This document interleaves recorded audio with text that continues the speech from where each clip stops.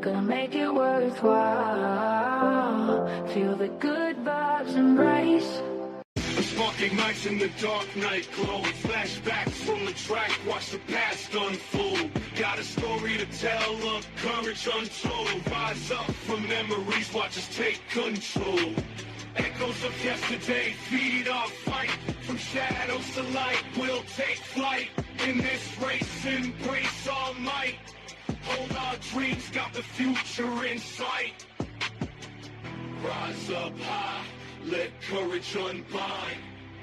Erase the past, keep future in mind. Every step forward, no looking behind. We own this moment, leave fear confined.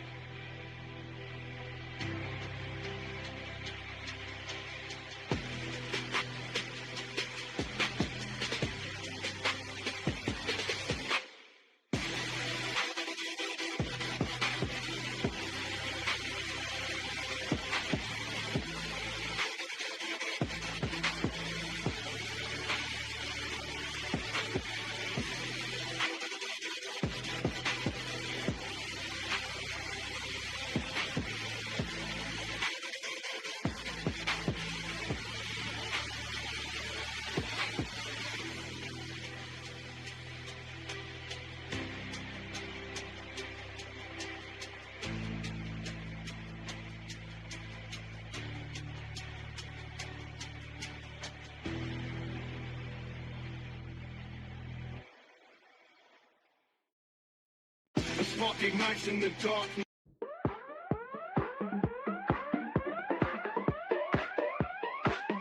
Look up to the sky high above. Stars tell secrets, they whisper love. Mysteries hiding in the night. ET's glowing with that light.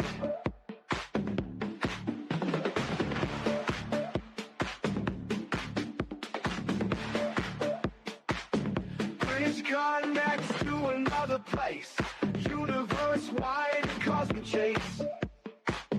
Cryptids walking through the trees. Hear them moving through the breeze. Journey on, path truth the way. Unlock the code, open gate. Eyes wide open, see the signs. Universe's hidden lights. Flying saucers in the clouds, hover low, their hum so loud. Messages from distant lands, circle signs in ancient sands. Feel the rhythm beat of life. Universe cuts through the strife. Tapestry of existence true. We navigate through the blue. Journey on, path truth away. Unlock the code, open gate. Eyes wide open, see the signs. Universe's hidden lights.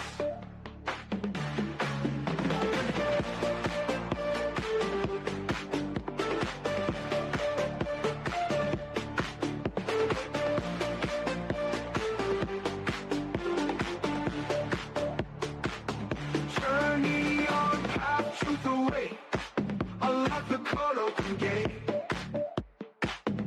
Eyes wide open, see the signs. Universe's hidden lights.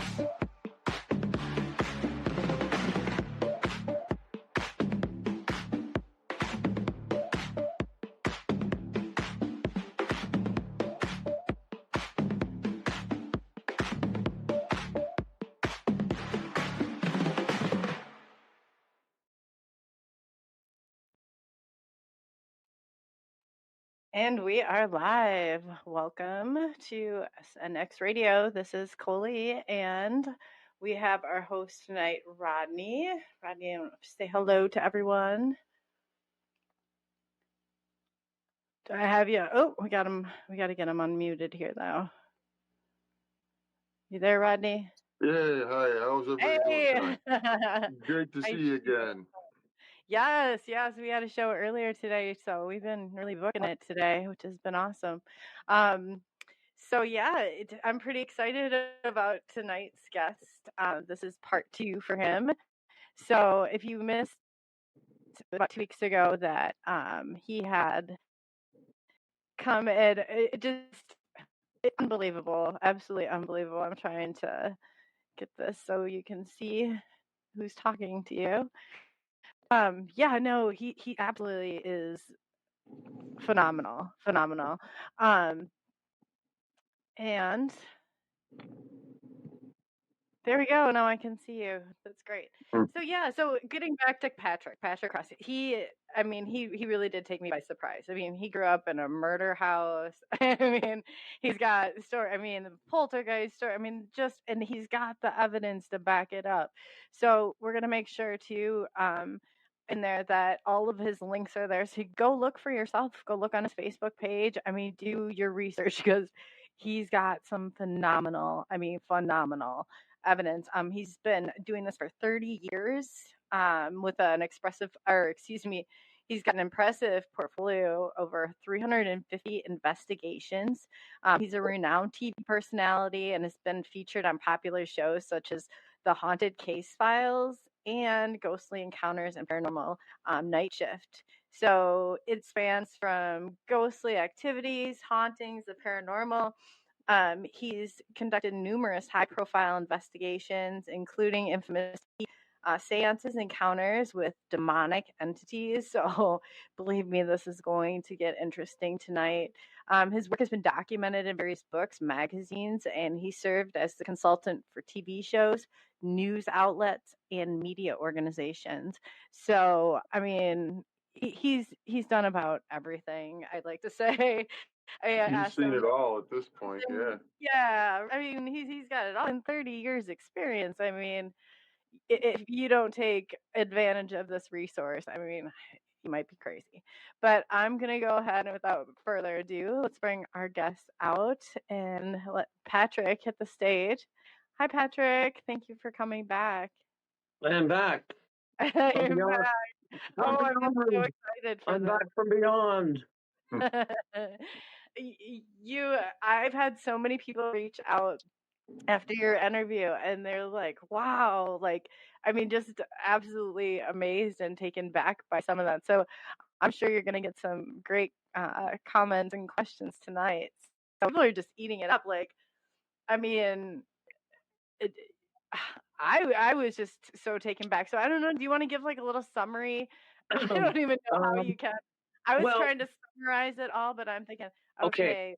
Regardless of all the things that have ever happened, I've always done this in the name of research and in the name of the really finding out what is out there, regardless of all the things I've done and all the things I've been, encountered and attacked and demons and all that stuff.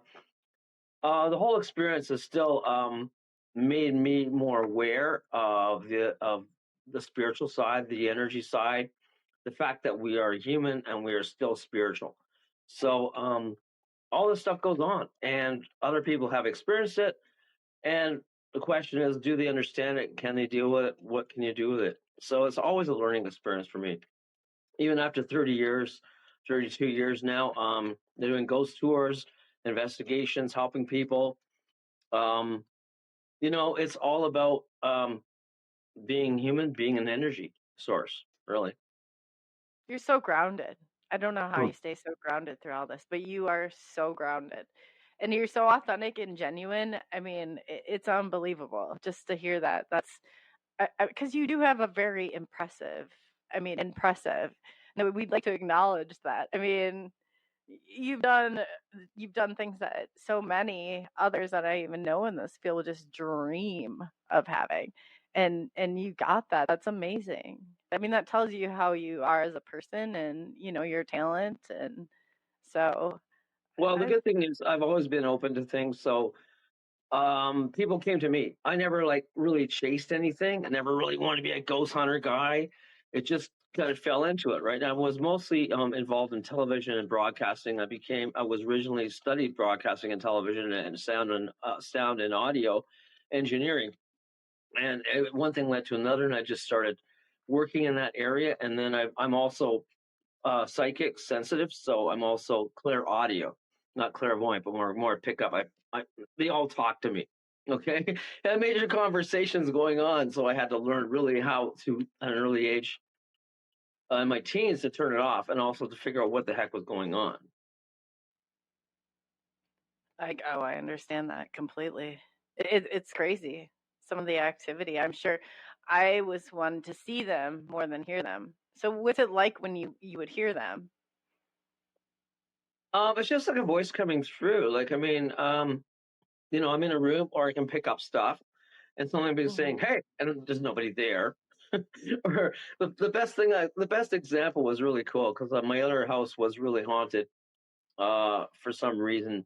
I live in Burlington, Ontario, Canada. So I was recording EVPs, and I was in my room, and this ghost came through. He goes, "What are you doing?" "I'm recording." He goes, "Why?" I goes, "Well, I'm picking stuff up." And he's talking to me back and forth. Like, I don't hear it, but just the whole room is going. He goes, "Well, why do you want to talk?" And I go, "Well, I'm trying to learn stuff from whatever you guys are and your dad." And he goes, "Yeah, and you're psychic and you know all about me." And that's what he said. And it hit me like, whoa, that was like, he just pinned it right there for years. And everything is, you're the one who's psychic, you know, and he's talking to me. So it's like, I got that on tape. It's just phenomenal stuff. And from there, I just kept more and more doing EVPs and sound recordings and the recordings and videos. And I got like over like 3,000 EVPs and all kinds of stuff going on, interacting with spirits and the dead, you know. And you grew up in I don't know what kind of house you would call it, a poltergeist house? Well, there was two things going on, three things actually. So, first of all, there was native ground, Indian ground that was all leveled. That was used to be like part of native Indians and the cemeteries for Indians. Then, second of all, that was all leveled and it was sacred ground. And then all the houses were built. And then on top of that, there was a murder that happened at my house before my dad bought it, as these houses were all being built and being established in an area called Ludgate. 3 is called Ludgate Drive, and it's actually in Rexdale, Ontario, Canada. But the weird part is Ludgate is a village in London, England, which, if you look at, is the most haunted place in London, England, and it also leads to the center of the Stonehenge. So that being said, all that was happening, and basically, story goes back in the 1970s that a guy was dating another girl.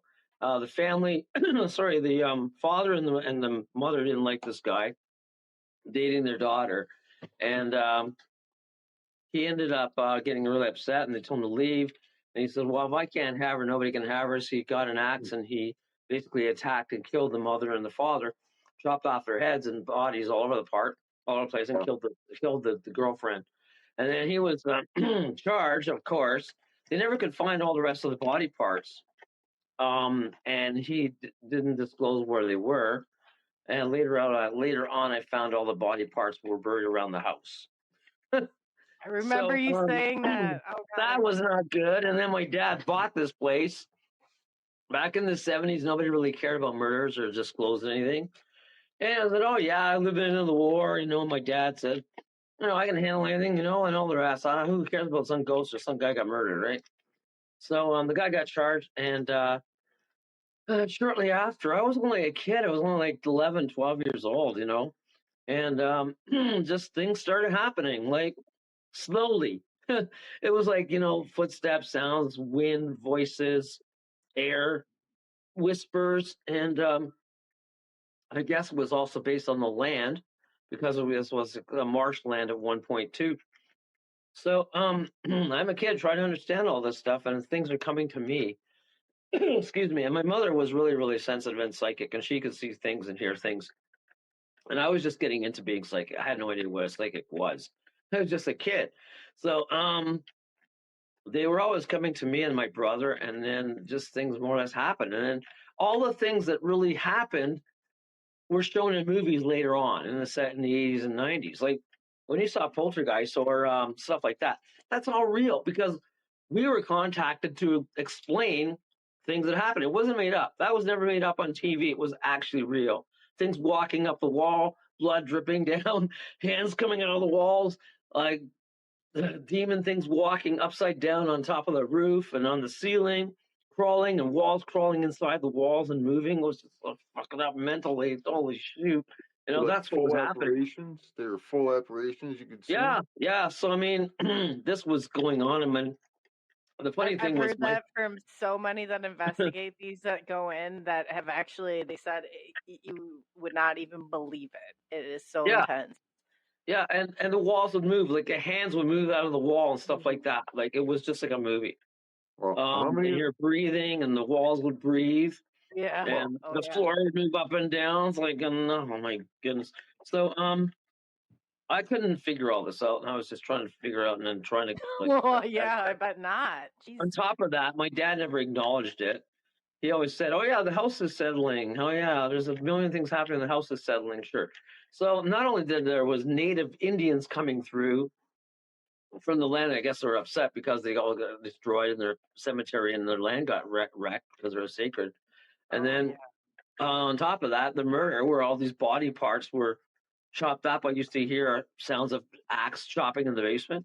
I used to hear like screams and crying, and like, you know, as like it was just nuts. And then blood would be dripping down from the ceiling onto the cellar, onto the fruit cellar.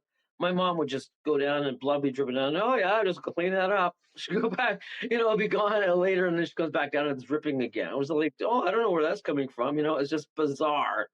Fires would start on the bench. You know, the main thing I always heard was this giant trunk was being drawn across, screeching in the basement.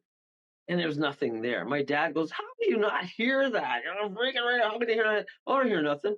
And then screams and taps and chopping. And I'm like, oh my God. So it just went on for years. I was really a tortured soul. I felt like I was in a jail cell with ghosts and all of the things attacking me. Was he denying that? Did he really not hear him, you think, or he just denied? He heard and stuff, and he really did hear, but he never wanted to acknowledge it. He was a devout Christian, right, and a Bible thumper. So, the other bad thing is that he thought I was bringing in demon stuff into the house, and so he would actually beat me with a belt and a cross, and lock me in a closet for a whole day, and says, "I'm going to beat the damn evil out of you," and then you know, stop bringing the demons in and all that stuff. And it wasn't even me doing it, so it was just like nuts, you know. And I was crying, and I didn't know what to do, and nobody believed me, you know. So it's just crazy stuff. And this is going back in the 70s, right? Because in the 70s. So I couldn't really tell anybody. My dad, in those days, they just thought you were nuts, and they would lock you up. So they just go like, "Okay, this guy's nuts, crazy," you know. And my brother was having experiences too, not as much as me, but my brother was pretty having stuff. He'd always lock his room, lock his doors, and my dad would all lock their doors. So I got this hallway facing all the hallway down, and these huge things at night would come. Right.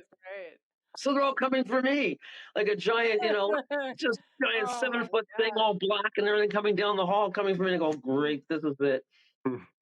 And then I was also had like my covers coming off my bed. I literally got rocks to put on the bed so it wouldn't be pulled off. It was just nuts. You know? Oh my God, that's terrible. That really so they were terrorizing you. They weren't no residual, like they were looped. It was ongoing.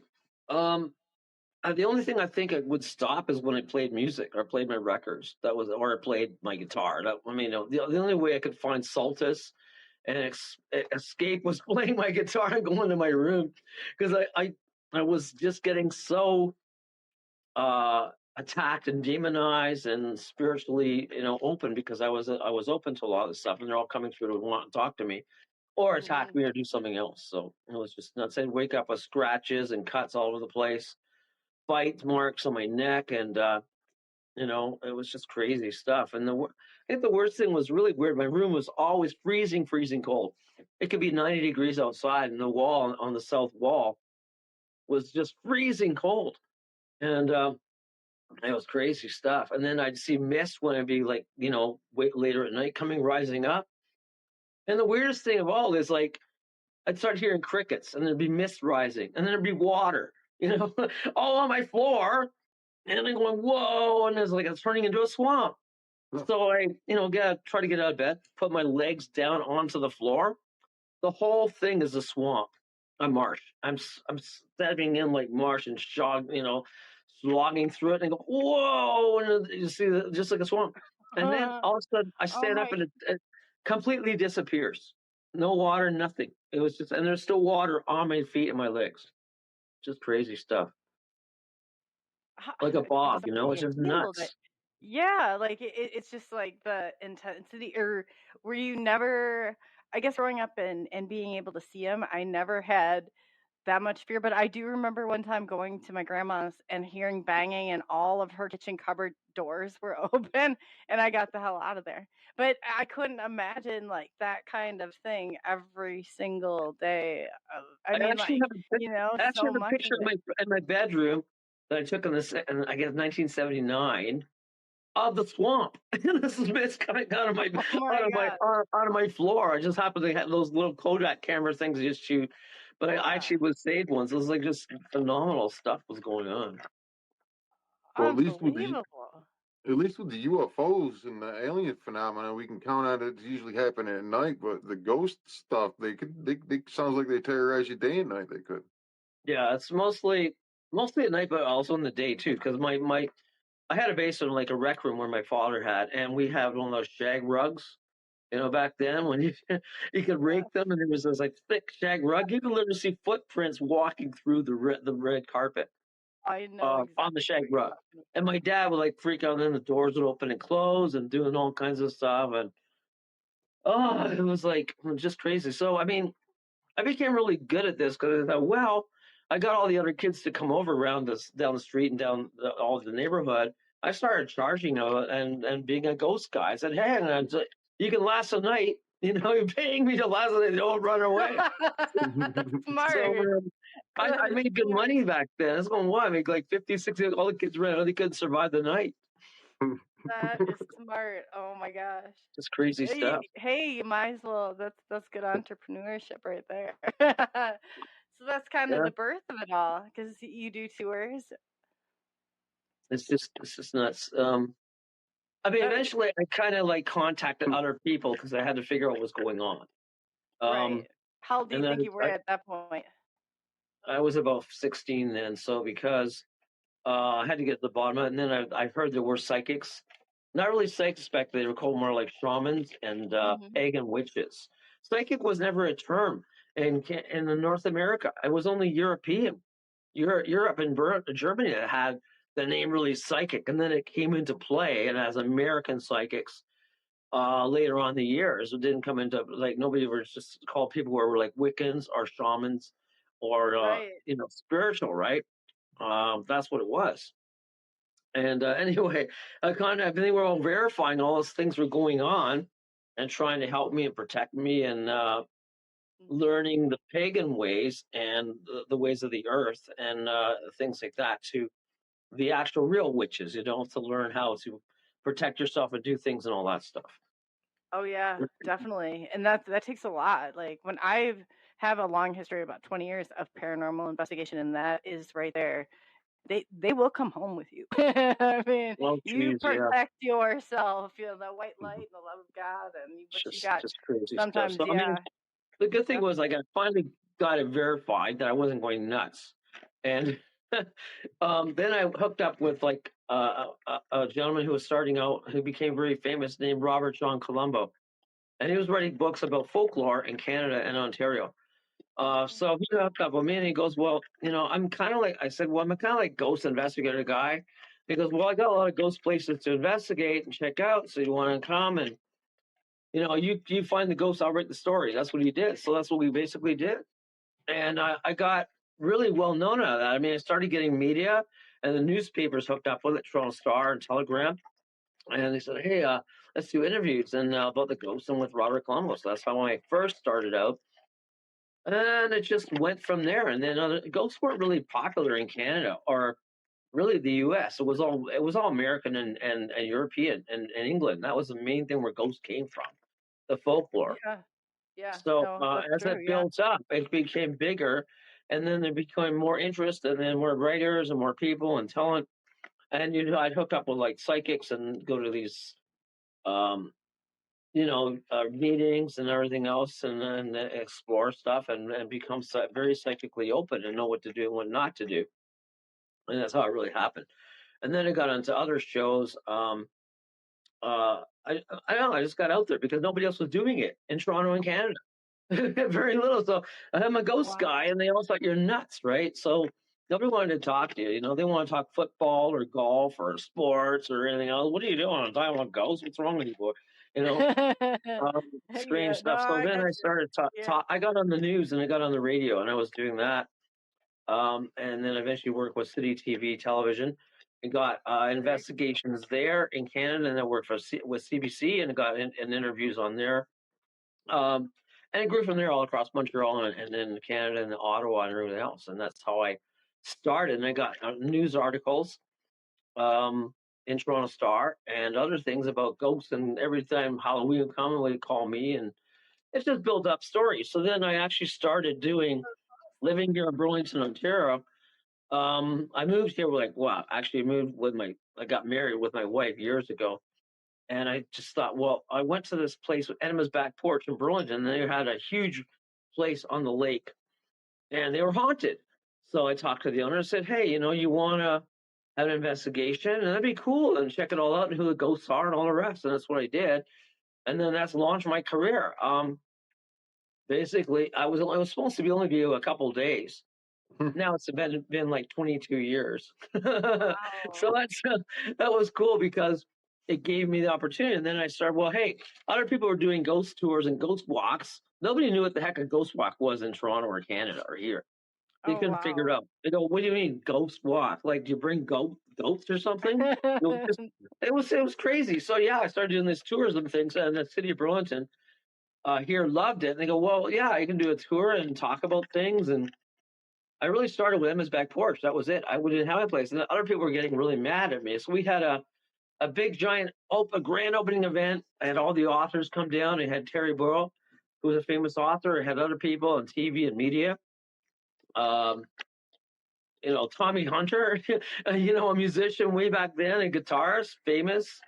I had all these people, celebrities coming down and checking out. Yeah, I'm going about ghosts and hauntings, and had a table and food and everything else. I say I'm going to be doing ghost tours. We did a whole tour around Emma's Back Porch and then around the lake, and I got a lot of the information. I researched it all. It took me a long time and to find out the history, and then I applied it with the ghosts, and that's how it really started. It was just crazy. So Went from there. that's awesome. Yeah. So how did you get involved with TV then? City TV came down that time at night, and they liked it. And they were filming a show starting off with Space, a new TV show that was just starting off.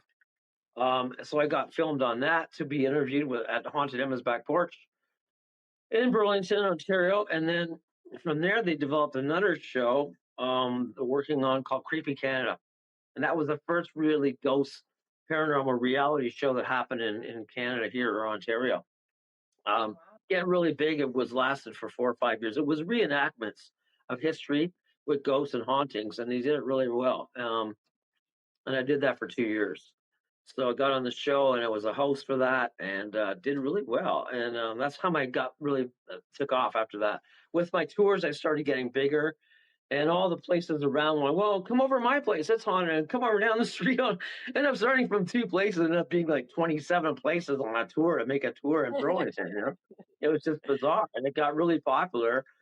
And then I just got into the news, and I just fell into it. And I started doing books, and then I got hooked up with Brad Steiger, who's got this amazing book, Real Ghosts on Haunted Spirits. Oh, very cool. Came out in 2003. So this is the Bible for haunted ghosts and spirits and haunted places. And Brad Steiger is a famous author in London, England. He called me and said, hey, you want to be in a book? You got some amazing stories. So that's where I talked about my haunted guitar. Right? Oh, yeah. I'm like, oh my God. And the story was so so phenomenal because that was going you on had at to that. tell that guitar story. People were asked more questions about that guitar. Yeah, so I ended up doing the story of that, and that's where that hooked up. And then that played up into other shows and other interviews and TV, and that's where it really came from. Yeah. Wow, that's amazing. That guitar, you have to tell the guitar story. I cannot tell you how many people had questions about it's about just a nuts. I won't go into the whole story of the deal what happened, but the whole point is, I'm a musician. Okay, I've always been a musician. I grew up as a musician, guitar, bass, singing, and got into bands, played all across Canada, U.S. and else. But I mean, this guitar, I was in a pawn shop in Oakville, Ontario, and it came to them from another place in New York. Oh no, from Detroit. Actually, came from a bar. And story goes that there was a whole page on it about a whole couple of pages of the history of this thing. So it was a white Flying V. Anybody knows Flying V guitars? So it's in the shape of a V, and I was just drawn to it. I went to the store to go, oh, this is cool. It was only like $99 or something. So the guy goes, well, you don't want that guitar in the store. He goes, you don't want that. I go, why? Well, it came from a bad place and somebody died with it. I go, okay, that's even better. That's cool. Well, I thought it was cool because, so he goes, well, the story goes that it was in a bar and the band was playing, whoever this band was, and the whole place went on fire. And everybody ran out. And one of the band members, the bass player, died, was killed. And he was found holding the guitar on the stage. And everything was burnt to a crisp. And the guitar was standing perfectly in perfect line. Perfect. Nothing happened. And it was like a circle. But he was charred. He was killed. And I guess the guitar was sold, auctioned off. And then this guy died, right? And being in Oakville, Ontario. So I go, okay, this is a cool story. I could write this, a story about it. And I started playing. It just always, it was weird. It was like really cold. It was freezing cold. Like the third hand is cold. And I could see mist coming off it. And so I started playing it, and it didn't like what I was playing. I was trying to play riffs. I was playing this like normal stuff, country songs. As soon as I started playing Black Sabbath or Paranoid or Iron Man, they loved it. Go, yeah. And after I didn't play anything else, I didn't like that. So I go, okay, I'm just going to take it home, and I have a collection of guitars, so I'm going to bring it. I bought it and just took it back, and it just felt always really weird. Got a case with it, and I put it in my apartment, and just things started just happening. It was like, I put it in my room, and like the other room, and like it would start. I hear voices, and there's nobody there. My wife and I were looking at each other like, "Who's talking?" Nobody there. I go in the room, there's nothing there, and then I go back, and it was all like kind of like Mayan. It's like kind of exotic language, going like worshiping and things like that. Holy cow, what's going on here? It was just weird. So I opened the lid, and the guitar's literally jumping up and down out of the case. Right? Okay, so maybe they're thinking, well, I have my other room, so I'll put the guitar up, stand it up in a stand and show it off. I think it's cool, with my other guitar and everything else. And it just started doing stuff. And every time like we'd hear like crackling and fires going on, and I go back in the room, and the whole guitar was like lighting on fire. And I go, holy cow! It's like it's crazy. Go like I grab it, fire goes out, no fire at all. Nothing. Didn't need any pyrotechnics. It made its own. I'm like, this is just bizarre, right? So the thing starts talking to me, half broken English, and it starts saying something like, "I am the god. I'm Exu the god. Yes, it's a Brazilian South American god. It is real god. It's in the shape of a condor. Okay, and it's basically." Works as in between souls and in between this world and the underworld, and it's one of the most powerful gods you can ever think of. And then this thing, guitar, it's attached to the guitar. Okay, and I will give you the power to be famous and rich as long as you worship me and use it to kill people. And I go, that's really like good. And goes, we'd be famous and rich with the use of me, and all I want you to do is take it and kill people with it and chop people up and attack them with it, and I'll light them on fire. So this thing was attached to the guitar, okay? And I go, Did oh my anyone God. check out the previous person to see if anyone So I had... go, I'm not doing that. And it just got really mad at me because it wanted to start fires. I wanted to start lighting. Well, you don't like that. I'm going to start fires and burn your place down. So we'd be sleeping and my whole bed went on fire. You know, it would just shoot from the guitar. And my wife was like on fire. The whole bed was going up and real fire. It wasn't like not fake. And I go, holy cows, I always had to have a bucket of water by the bed. And she goes, what's wrong with you? Get that thing out of here. So I literally had to take the guitar and stick it in my car because I couldn't trust it for doing anything. So I go, now what do I do with this thing? So it's like, oh my God. So then I go to my car. My whole car goes up in flames. And there's nothing there. My car's on fire. The engine's on fire. Look up. I touch the guitar, and I hear this laughing. Oh, evil laugh, like all over the place. Yeah, real now, right? So I didn't know what to do. I was trying to figure out how to get rid of it, kill it or something. And so I was going to be coming to a show in St. Catharines, Ontario, with Rob McConnell from the X Zone, and he was hosting it, and there was a lot of major psychics there. And when the woman contacted me, she said, I have to talk to you. I have to contact you because you need help. And she contacted me. And she goes, you're going to be at the show, right? She goes, you got something real evil against you that's wrecking your life and destroying your life, right? So bring the guitar. And I said, and I didn't even tell her what I had. She goes, just bring this guitar to me and I'll clear it for you. I'm like, okay. That makes sense. So I go, okay, next I bring the guitar, go on the show. It's on a Saturday, on the weekend. And the thing was like really mad at me. I didn't tell what was happening, but it was just jumping up and like the case was literally jumping up and down in the back room, in the back of the car. And I was just trying to plant. So she told me to get some salt, get this, and get some herbs and get some other things. All kinds of stuff was before, when I bring it, so I could use this in a kind of a ritual thing. Going to St. Catharines, I take the guitar in, have my booth there, have my table, bring it down, put the guitar there, start setting up. And Rob comes flying out and goes, what are you doing? I said, I'm bringing my guitar. It's haunted. And I have a story about it. He goes, okay. So I set it up on the table. And literally after not even like 2 minutes, all the glasses on the table come flying, they're crashing everywhere. Oh, yeah, they're all blowing up, they're all smashing. And Rob goes, get that thing out of there. What the hell's wrong with you? You're wrecking my show. And I go, no, this is media. He goes, I don't care what it is. You're destroying my whole booth. So Eugenia's there. She's coming in. She goes, hi, Patrick. How are you doing? She goes, oh, that's that evil thing, isn't it? I go, yeah. So Rob goes, get out of here. Go outside. Go in the foyer. Go do something. So we go in the outside the room, and we're sitting by some chairs. I bring the guitar. Said, look, I don't know what to do with this thing. So she examines it, looks at it. She's talking to it. She picks it up, and she's saying, yeah, and whatever. And then she goes, well, what do you want? What do you want from us?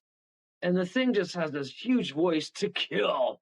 Right? And that goes all over the whole room. And Rob's going, oh my God, get away from me. That's what Rob's doing. He's going like, oh my God. So she goes, yeah, this thing really, really evil. It's attached to it. And it was telling her it's this God and it wants to kill and it's not going to go anywhere. So she said, no, you're going to leave and I'm going to get rid of you. She said that this white kind of fume, a white kind of ghostly fume. And it looked like a white snake was started wrapping around her neck, coming from the guitar. Wow. Just whole like a snake wrapping around her. She couldn't breathe. She just started screaming, and it's coming to kill her. And I hear these growling and voices. I'm gonna kill you, Yeah. Really evil shit. And this was like a movie. So we grab her, and I had to pull the guitar away and throw it down the other side. And we were literally grabbing this thing, this white snake, forming and it just blew apart. And she was gasping for air. And we got her water, and she goes, "Oh, get away from me, get away!" She was freaking right out. She's never freaked out so much about So the thing was trying to possess her and kill her, right? She says, you got to get rid of that thing. It's demonic. And I said, well, how do you do that? And she goes, well, basically burn it and take, burn it. And it will release the spirit. The energy will go. This thing will go somewhere, but at least it'll be away from you and us. So I go and put it back in the car, do my show, and I'm all freaking out. She goes, you got some salt, you got this. She gives me stuff. She gives me protection. I got my pockets full of stuff and crystals. I felt like I was in military crystals. I'm ready to go. Here I go. I'm all armed, ready to go. I got crosses. Here I go. Like, oh my God. Man. And yeah. So, I don't blame you. I didn't know what to do. It was like, she goes, it's okay. You can clear it. I'll bless you and anything else. And she did a blessing for me and a ritual and all that stuff. So I felt kind of good after that. And I go home that night, and it was maybe about 7. It was summertime, so about 7, 8 o'clock. So I'm taking this guitar, and I didn't tell her what I was going to do. I didn't say anything to the guitar. I said, shut up. Just don't talk to me. Just don't sit there, and be bad and do whatever you want. And I was hoping I'd get home okay, so the thing wouldn't destroy my car, right? So I finally drive to Oakville, and I noticed there's this huge park. It's called Shell Park, and usually they have garbage cans in the park, so there's no. And I went in there and I was looking around. Well, what am I going to do? Where am I going to go? I'm going to burn it. So it's a big, huge clearing, and I go, wow, there's this huge garbage can way down there, like an oil can, garbage can. I go, okay, it's perfect. Nobody around. Ran down there, put the guitar in, stuck it in. I had a whole can of gasoline, like a huge, big one. Filled it off. And I said, she said, okay, you got to burn it. So I poured it all over the guitar, all the gas. No way. I put salt all around the garbage can to contain it, right? Putting salt on my legs and everything else. And then I start lighting the guitar. Won't burn. Doesn't matter what I do. I'm gonna go, shit, nothing's happening. I'm not burning at all. And then all of a sudden, poof, the thing goes up. The light goes up on the guitar and it starts burning. But then the flames jump onto my arm. I go, oh shit! I'm trying like this. It's all burning up my arm, and I drop the rest of the gasoline can inside the garbage can with the guitar, and I go, oh no, this is gonna blow. And I go, shit! I'm running all over the place. I'm trying to put my life and going, I gotta get the gasoline out. It's gonna blow up the whole thing. And nobody's around. So I'm going, oh crap. So I ran all the way in the car, and I'm looking at it. Didn't go yet. So I ran all the way back and grab the gasoline can, take it out, run all the way back again. And then the whole thing just blow, the giant black smoke flying everywhere about 20 feet in the ground. I go, whoa. And this huge screech comes flying out, screeching like a banshee, and goes flying up into the sky. And the wings go out like this, about 10 feet across. And it just screeched, and it was like a dragon, like an evil demon dragon thing. It was just nuts. Wow. So I'm watching all this and go, this is really great. Hope it didn't come back at me again. Yeah. And I'm waiting until the guitar actually starts, dying down and burning and charring, and just smoke keeps coming. That's it. So it's so hot. I finally go there, walk up to it, and go, okay, it's good to go. Great, perfect. Everything's gone, no problem. And I just leave it in there. I go, okay, I make sure it's out, so there's no fires, anything else. Start walking back to my car, go to my car, and then some truck comes driving in, like a pickup truck. And the guy's going, goes all the way right to he sees all the smoke coming from my guitar and the garbage can. Goes, oh, what's this? He goes and gets out of his car, looks at it, picks it up, and puts it in his back of his truck. And I go, oh, not good. And I go, crap. I go, no, well, buddy, you want it, you got it. You can get charged. I don't care. And I don't even know what happened after that. I had the case left in my car, and just like, that's it. You can have it. And that day, I don't know what happened. If he restored it or what, or he just blew up later. It's like, holy shit. just nuts. Crazy stuff.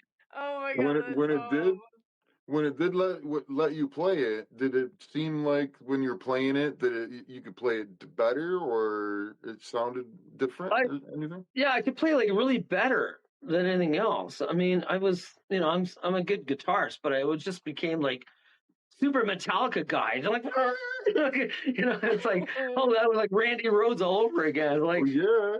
it was just weird. It gave me the power to like just. You got the super. Yeah, super. I was destiny. supercharged guitarist guy. An evil guy, man. Would have been great on the shows. Yeah. Tell him what kind of shows you got to go into. What kind of he was a musician. Goodness. Yeah. Oh, okay. Yeah, I can audition for that. So anyway, after I went home, I felt better, and I called Eugenia. I said, I did all that. She goes, you'll be fine. You'll be fine. And everything was fine after that. Actually, things were calmed down. Things got really good. The next day, I won the lottery. I started making money. I got a new job offer. I go, whoa. So I cleared it. She goes, you'll be fine. Just don't do any more of that stuff that she said. Crazy you miss stuff. it? Just crazy stuff. The next you missed the guitar? You regret getting rid of it? And then I got later on, years later, I mean, I did the interview, not only from Brad Steiger's book, but other interviews. And then it ended up on being on the radio show Animolian.com. So you can hear the interview and hear the story. And it's on there on my link on my page. Oh, awesome. Yeah. And the picture's on my page, too. The guitar is still there, too, of course.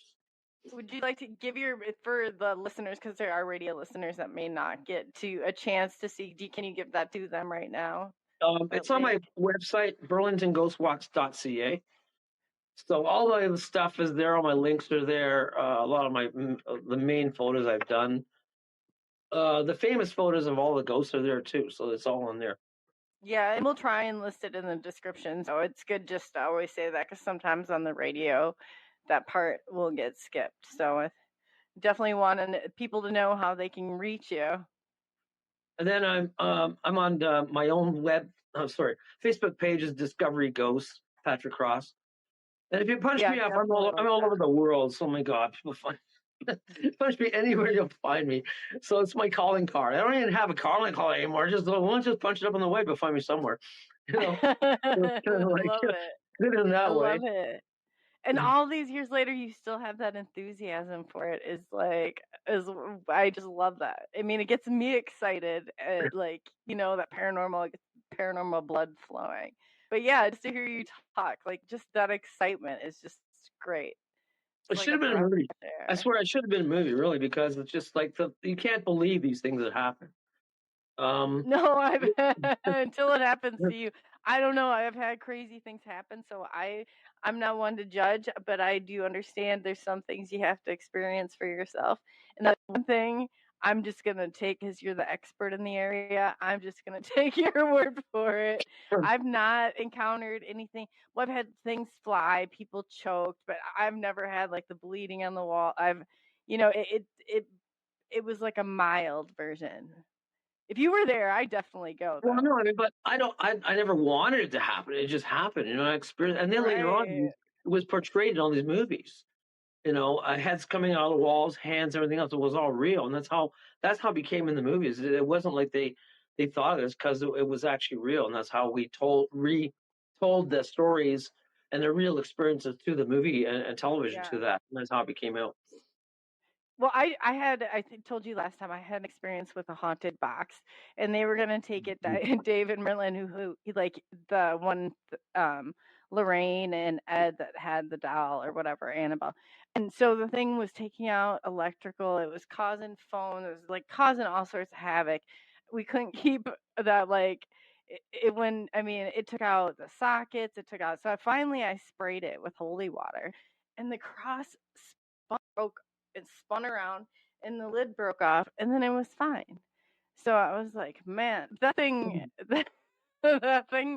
caused more problems.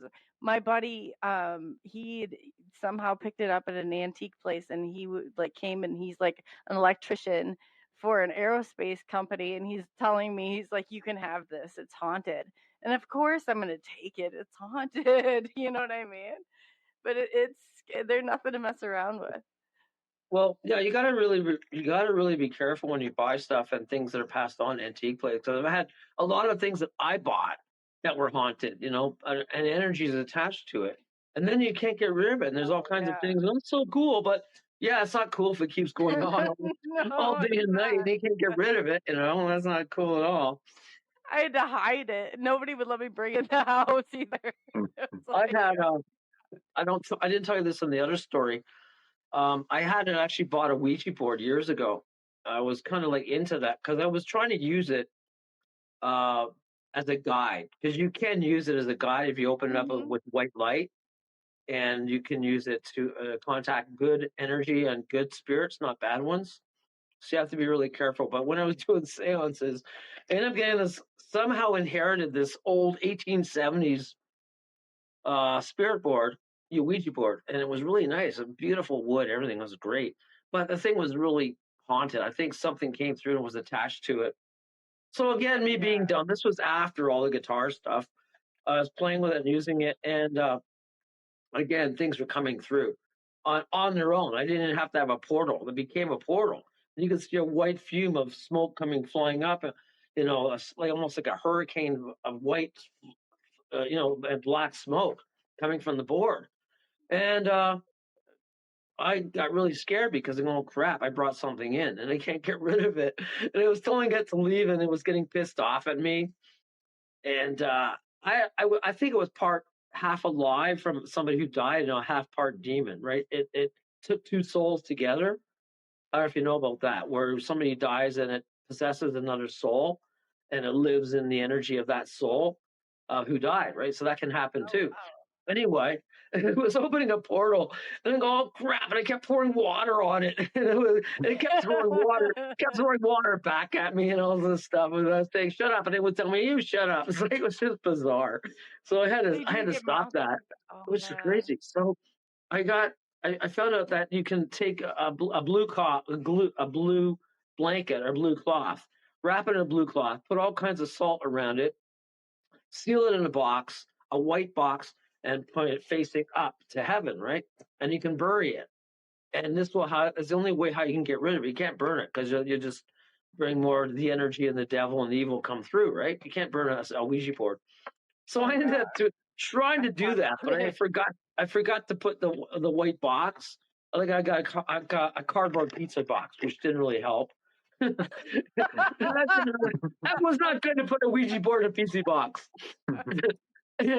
with leftover pizza. That didn't help Oh, I really. can see myself doing this. Oh my god. so so my wife Great. put it in the garbage thinking it was a pizza box, and here I'm trying to bury it the next day. I go, where the heck's that pizza box? What are you talking about? I threw it with a pizza box.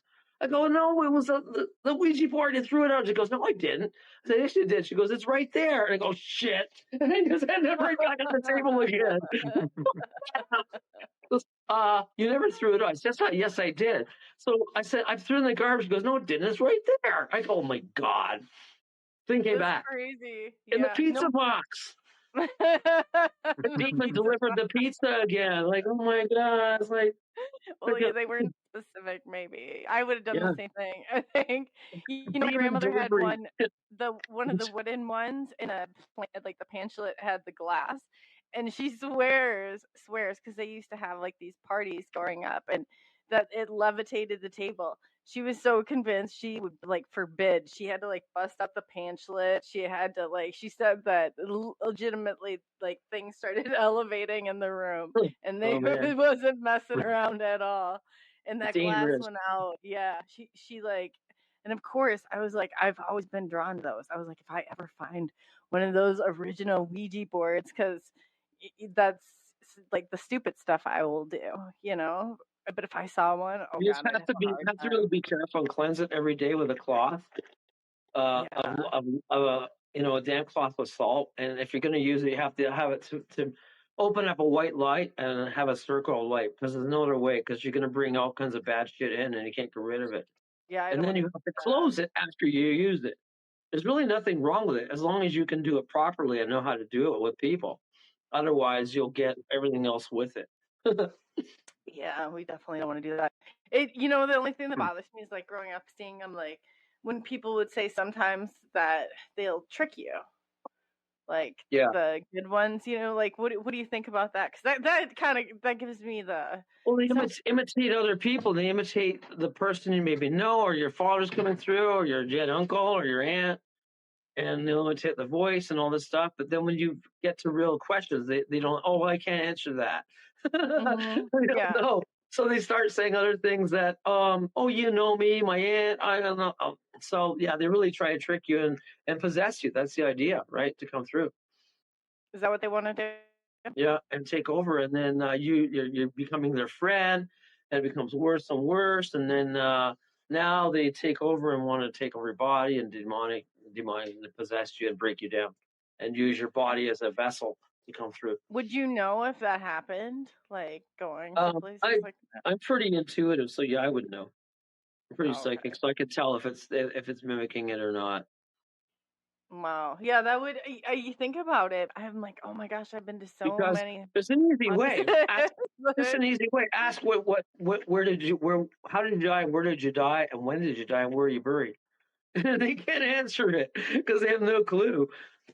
That's the easiest way that I found, because what was your last remains? Where are you buried? Where are you there? And if you can't answer it, then that's how I found it. They just disappear and they take off.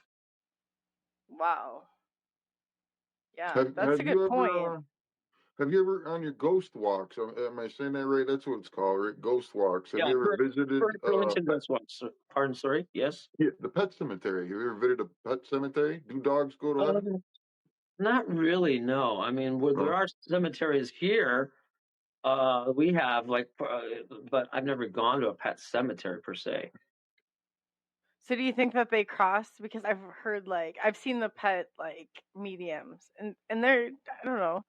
Do you think that the animals cross with you? Yeah, well, they do. Well, they come back, because I had cats that have died. I've had several cats that come back, and my other one was really attached to me. And when he died, he was a coon cat, and his name was Oh, Spaz. Believe it or not, his name was Spaz, but because he was such a big cat that he would fall down the stairs on his tail and trip on his tail. You know, it was a coon cat. Anyway, Yeah. when he died, he always come back to me, and he would jump on the bed, and as a ghost, right, a spirit animal, and you could feel him there, and he would purring and be beside me. It was just phenomenal. I was crying. It was just beautiful, because he'd still come back and visit. Yeah, after he died, so he loved me, and I don't see him as much now, but he still comes and visits. That's good. Gives people hope that if they believe in heaven, that all dogs go to heaven, and they'll be flooded with pets, maybe. For sure. Yeah. Yeah. Well, we're coming up to the first hour, so can we bring you back on and answer some questions and maybe hear some more stories? Oh yeah, I got those samples there for sure. Please. Okay. Yeah, so you can get everybody. Will stay tuned. We're just gonna go into our commercial break here. Once here's truly always the technology one. I'm always bumping stuff I shouldn't.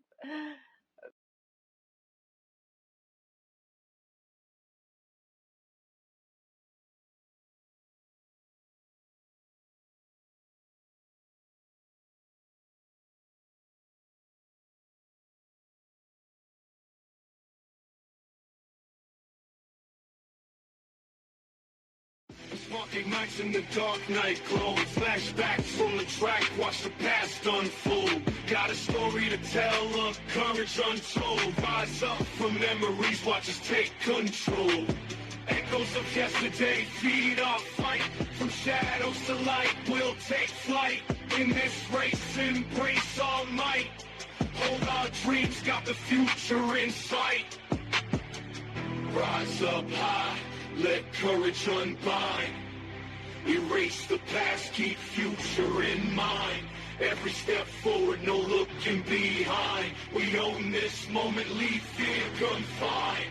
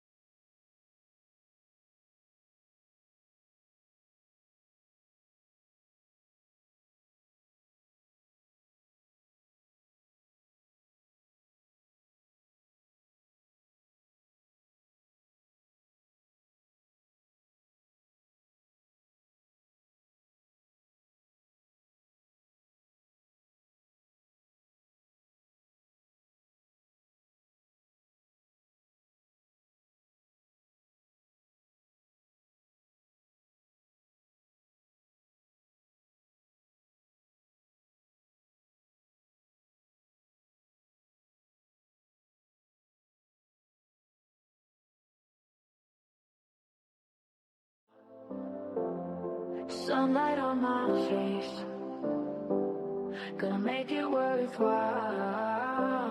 Feel the good vibes embrace. Step into the street, music in the air, move into the beat. No worries to declare. We're chasing happiness in every way we can, living in the moment like a never-ending dance. Chasing happiness, not a single day's planned. Together we are stronger, hand in hand.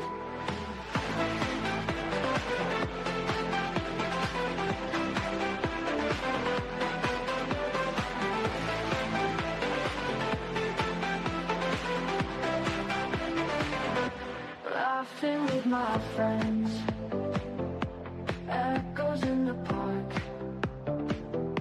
joy that never ends, even when it's dark. Stars shine in the night, mirror in our eyes. Everything feels right underneath the skies. We're chasing happiness in every way we can, living in the moment like a never-ending dance. Chasing happiness, not a single day's planned. Together we are stronger, hand in hand.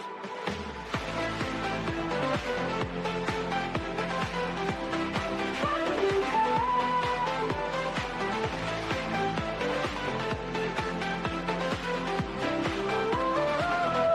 Laughing with my friends, echoes in the park, joy that never ends, even when it's dark. Stars shine in the night, mirror in our eyes. Everything feels right underneath the skies. We're chasing happiness in every way we can, living in the moment like a never-ending dance. Chasing happiness, not a single day's planned. Together we are stronger, hand in hand.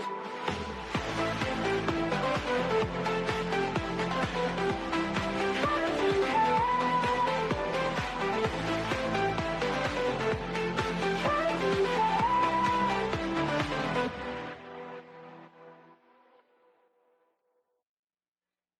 And welcome back to SNX Radio. We are back for round 2, hour 2, with our special guest, Patrick Cross. So we've got to hear some fantastic recalls of his experience in the paranormal. I don't even know if I could even describe it like that. They are so profound. So yeah, continue, please. To be continued, yes. To be continued. Well, I feel like we can't leave out any parts. Really, here. my life is a movie, you know? But it's not Groundhog Day, you know? Because I'm not repeating the same thing. So, I don't know. Okay, so what I want to say for sure is I am spiritual and I do help people. I help a lot of people. I do this to help people and you know, understand it with experiences and all the things that I've done and experiences that maybe to help them out and to understand it and to follow through and have, you know, and live a good life, you know. So I do it with, you know, I walk in the light and I try to do the best and research it. And it's fantastic. And always investigating and always doing something and researching it. Yeah, you have that love and that passion for it. I mean, I hear it in your voice. It gets me excited. You know, I'm like, man, I want to plan another paranormal. You know, but it takes a lot of courage because that was something that tormented you. Now you have, you know, kind of, I guess you continued investigating for a reason to try and probably make sense out of it, but it doesn't sound like it if you don't fear it. Well, I do. I mean, if it's demonic, yeah, I do. But I mean, I don't challenge it. I respect it, and that's the thing you got to understand. They're there. They're living things. They're maybe underworld, underground. There's still a spirit. We're still part of that spiritual energy, regardless of being alive or dead. So I try to understand and respect it. I don't challenge it. I don't fight it. The more you can fight something and neglect it, the main thing about demons and entities is they want to break you down. Yeah. But if you turn it around and try to understand it, and get rid of it and clear it, that's what I usually do. What are your methods of clearing it? Well, the easiest method, as I told you in the last show, for getting rid of any demon activity or an energy that's going to attack you and assault you and possess you, is to ignore it, just like a person. Oh yes. Because if you don't talk to somebody and you ignore them and not interact, they're not getting a reaction. They want a reaction. They want to break you down. They want to get you upset. They want to make you pissed off, scared, freaked out. So if you don't react, and they go, well, you know, they're trying to do something, you're not saying anything, or you're not swearing at them. I say, okay, have a nice day. See you later. Take care. And I've done that. I mean, I have interacted, but I just tell it to leave, and then I use the Bible. And a lot of times the Bible doesn't work because they don't acknowledge Christ. They don't know they're dead. They never experience a life. So they're trying to live a life through you as a person, as a vessel. They're always dead, right? The underworld is always dead. So that's why they come through. It's not like ghosts or spirits, because spirits, people, we die and become ghosts, or spirits or spiritual energy, or angels.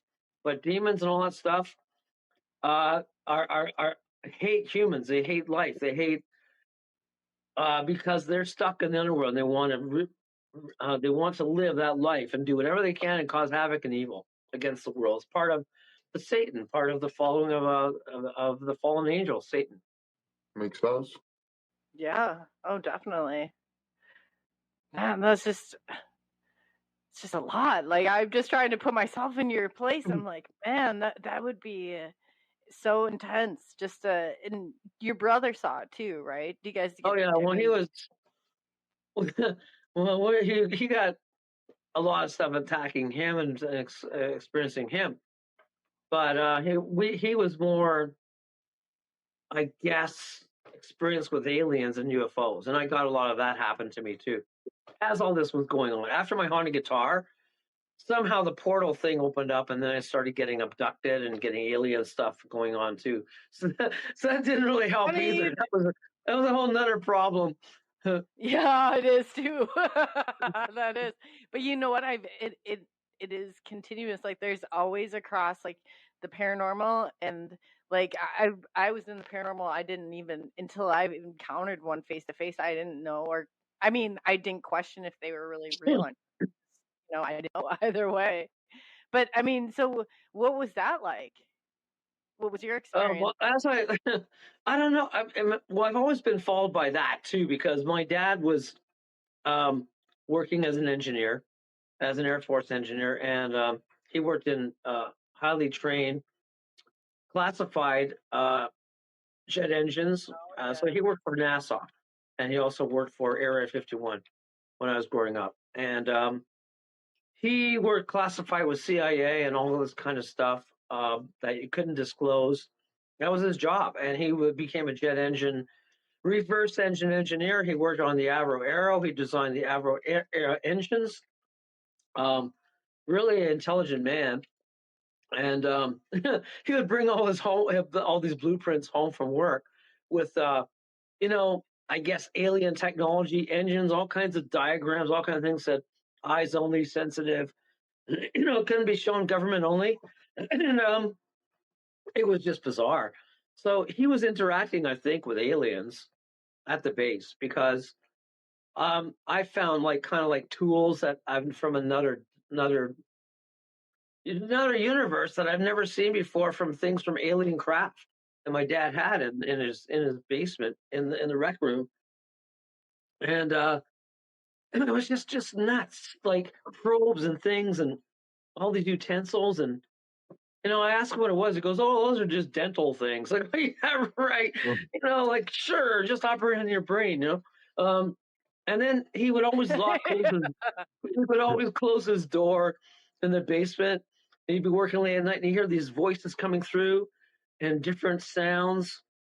Like he's Wow. talking to some guy or alien guy, and then these portals would open up, and he was always interacting with him. It was just, he never really told me what it was. He was scared to talk about his job. He said, I can't talk about it. He would actually go to work with his briefcase with handcuffs attached to his briefcase. Oh, I'm going to work. And we thought that was normal back then. He'd be picked up by black limos and black limousines and men in black. Oh, hi guy. I can't really know what you are, but you're a weird guy. I'd be picking up my dad. Like, it was strange. And it just never was talked about. You know what? It's sad to say, but in cases like this, usually there's a parent that is in the CIA and their child's just, I mean, I've heard all the way from a child that somewhere along the line they gave their consent, and it was like, I mean, I don't know. Do you think that was a part of?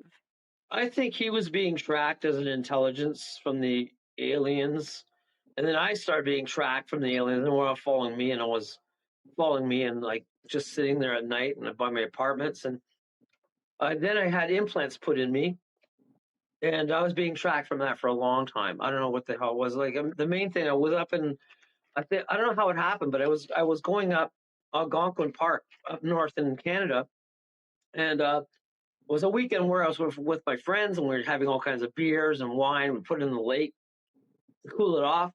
I go put my hand in, and something comes floating down really, really fast.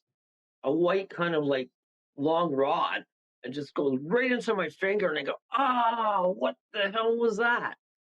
Right, disappeared Wow. finger. And then going, oh my God, that hurt.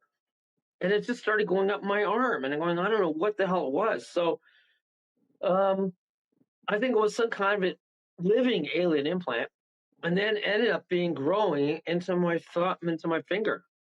So for the longest time, I had this for years, and it's like, and then you could always, I don't know, it was always tracking me. Something always started to track me. UFOs were going to appear or disappear, portals.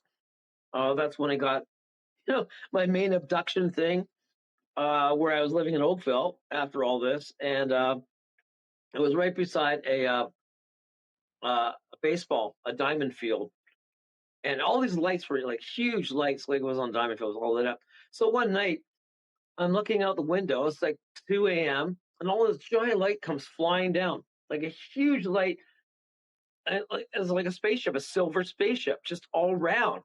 Wow. I'm like, oh my God, that doesn't look good. So I try to wake up my wife. She can't wake up. She's frozen. I kind of like get pushed back in the bed. And next thing I know, this blue light comes flying into my window. Huge beam of light. And then it's just powering up. It's going and it blows up in my room. And just like I'm just frozen like that on the bed. I can't move. I can't do anything. I'm just looking at it and go, whoa. It's like, and then these gray aliens, like, well, little guys, come running in through the walls, just coming in. And they're just like little guys. They look like from Star Wars or something, these Ewoks. Right? That's the best I could put, giant eyes. And they're all gray. And they've got these cloaks, and they're running around the bed. And next thing you know, they're lifting their arms up, and I start lifting up out of the bed, literally lifting off the bed, and I start floating in the air. I see everything. I feel it, but I can't move. And I start flowing right in, flow. I go right into the wall. And I go right through the wall. And I go, oh my God, I can see the core of the wall. I can see the fire. And that's it. I passed out. Wow. Don't remember anything other than that. Next thing I remember is I'm on a ship somewhere. And it's just bright lights everywhere. Round lights. There was no real lighting. It was all light, round, but light everywhere. And I'm on this steel, kind of like almost like a cart, but it was like a steel thing. It was all just lying. I couldn't move. And of course I'm naked. I don't even know how that happened. And so next thing I know, these tall alien guys or tall guys are talking to me psychically in my head. It's going to be okay. It's going to be okay. We're here to just help you with your journey and all this stuff and blah, blah, blah. And why are you doing this? And then don't worry. They didn't explain anything. They just kept doing stuff. And the next thing you know, I have probes coming into my temples, these needles coming right into me, and then a needle's going right into my stomach. And I go, oh my God, like a movie. And I didn't feel any pain though. I was terrorized, but I didn't feel like, it was really burning into it. It just like they numbed the pain. I passed out. I don't even know what happened. And then to this day, I still don't know what happened. I wake up in the morning. I wake up and I'm in my back in my apartment, lying on the floor naked, upside down, with all kinds of leaves and dirt all over me. And I had no clue what the hell happened. All I remember was those images of that. And then I have my pinpricks on my temples. And I look down on my chest and there's all these little red dots. Like 5, 6 red dots all around the stomach. Just bizarre. And then my wife goes, "What the hell's wrong with you? You're running around outside in the grass and the fields and the trees. What are you, a werewolf?" I go, "I don't know what happened." This is like bizarre. People are not going to understand this. They're not going to outside this. They're not going to understand this. I get it. Yeah. And then 2 days later, like I'm trying to figure all this out, and I'm starting to get headaches like crazy. My nose is bleeding from blood. I'm just getting nauseous and everything else, and I don't know what to do. And then I feel this like really thick thing in my nose. It's like, oh my, something's in my nose. I can't feel it, way up there, right here. And I'm going, can't feel it. It's like really something round, but something pushing in there. And going, well, what is that? And I'm blowing my nose and then blowing it, blood coming out, and going, oh my goodness, something's in there. So I blow my nose really hard, and this metal ball comes flying out of my nose, rolls around the bin, base it, and falls down into the drain. I go, oh shit. I couldn't get it. I'm going, oh man. Like it blew out this implant that was a metal ball, like a steel ball. It was like in my nose. I've heard of those in the nose. That's very common experience. Yeah. I've heard that a lot. And then I felt better after that, but I was bleeding on my nose. I was fine after that, but it's oh man. Did you ever look for it? I'd be like, well, you have to take off the whole drain pipe to get. I didn't bother. I was too freaked out what it was. I'm really glad it's gone. I just going, oh man, I don't know where that went, but I mean, I wish I would have kept it. But then I had another implant right after that, like a little transistor thing still on my thumb. It's just happened at night. Wake up and there's this thing going beep, beep, beep, beep, beep. And I go, hello, how are you? On my thumb. I'm going, this transistor thing is going. It's a frequency. And I go, shit. What's going on here? So I literally ripped it. I had to cut out my skin. It was like this little black pad thing. And it had like a little antenna on it and was beeping and freaking me out. And it was another tractor thing on me. I cut my skin up, cut my whole thumb open, and then stuck it into a glass container. I still think I have it somewhere. Well, you gotta look for it and find it. I know. It's just, and it was just going on like a radio frequency. Oh my God, Patrick! If you find it, you have to promise that we can go and we can do it. You have to call me. So it's probably tracking me in a frequency to the other stars out there, to the aliens. Oh yeah, you're gonna find that jar. I mean, I still have it. I just don't know where I put it. And then I have angel dust around it, which didn't really help either. So you know what angel dust is? It's also ectoplasm. Angel dust comes through with portals and with ghosts and aliens, and they can form on different devices. And they can form on your floor, on your body, on your hands at night to show the angels, or a higher level spirit energy can come through and leave traces of angel dust on you. Well, and now you're going, duh. Find that implant. Yeah, so I still had so the implant I had from my finger was there for like 10 years. And it would always grow out like a plastic fiber. It's like a fiber thing. And I could never get it out. I went to the doctors and they go, well, there's something in there we can never pull. And every time I would try to get it out, it would go deeper into my arm and would hurt like hell. So then I contacted Roger Lear. Well, he's not around more. He died years ago. And he's famous for implants. So I went down He invited me. I paid for all the transportation, the flying to him, and everything else. And he examined me and found the implant in my thumb, in my finger, and got X-rays of it. Everything was all documented. It was all proof that was there. Do you have the documents? I don't Yeah, know I if I still like. have the. Well, I put them on my webpage before, but then I got cease and desist from the government. So I got told I to bet turn. you A couple years ago, I was did. told to take it down. So I still have the X-rays. I still have all that, and with my implant and the pictures and the implant. So finally, I have to show you mine. Yeah. Okay. it grew out. You know, you can literally bite it off as a fiber optic. And it would glow. I'd bite it out and spit it out, and it finally grew out. But the thing was maybe, oh my God, 6, 7, 8 inches long inside my arm. Wow. So Yeah, so I finally got rid of ours that. or theirs? Do you think it was our government or do you think it was extraterrestrial? I think the government's working with the extraterrestrial. I do too. It was more U.S. related, not Canada. It was U.S. and maybe Canada too. I don't know. What do you see as the difference between Canada and like the U.S.? Why do you think that there's such a focus with the U.S. and UFOs? Well, they work together. Black ops and all the rest. But I mean, my dad, because he was CIA and everything else, I've always been tracked, and they're always watching me. Now, I've been told to cease and desist because I used to disclose a lot of information on my web, and they would shut me down and make things, and they would actually told me they're going to make me disappear if I continue to Yeah. investigate, to research, and to tell the world.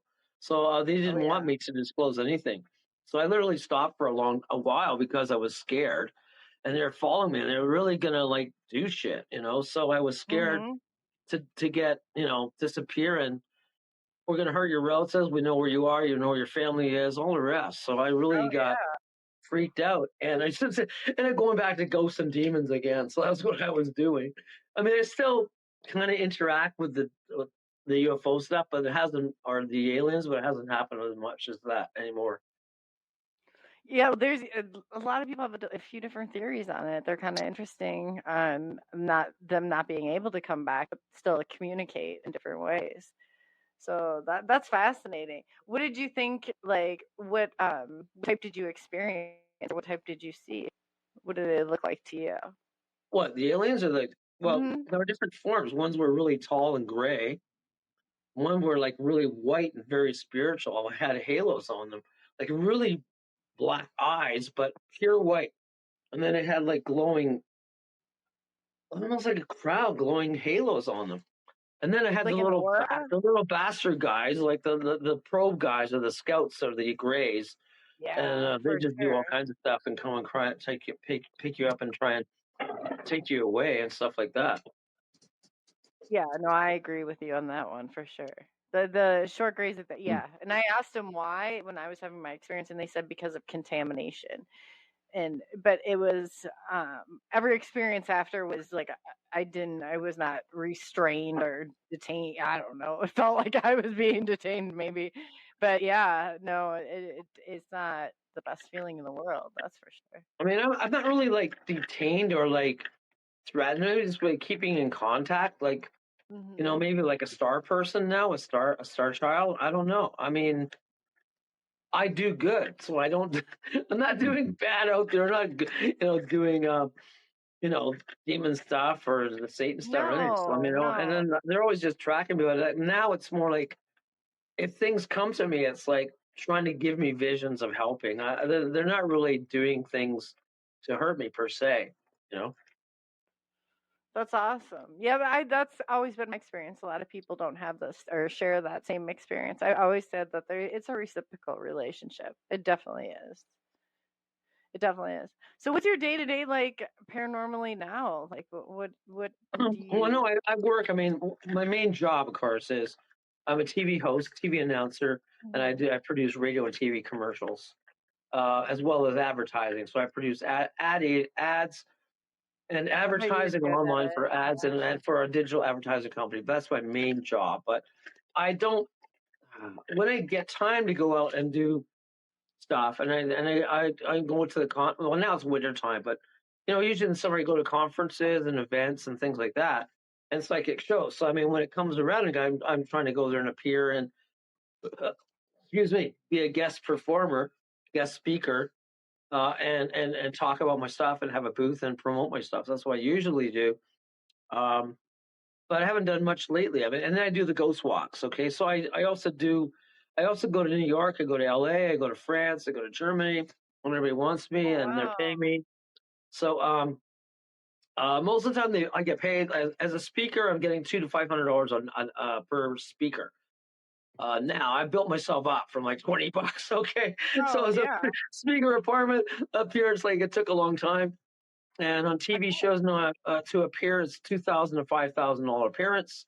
For shows, making $10,000 to $20,000 an episode. For movies, I'm getting $50,000 to $100,000. So that's kind of where it's going. But I'm not doing it for the money. I'm doing it for the passion, you know. Yeah, and you definitely need to get paid for your work. Like like I mean, you do something, you should get paid.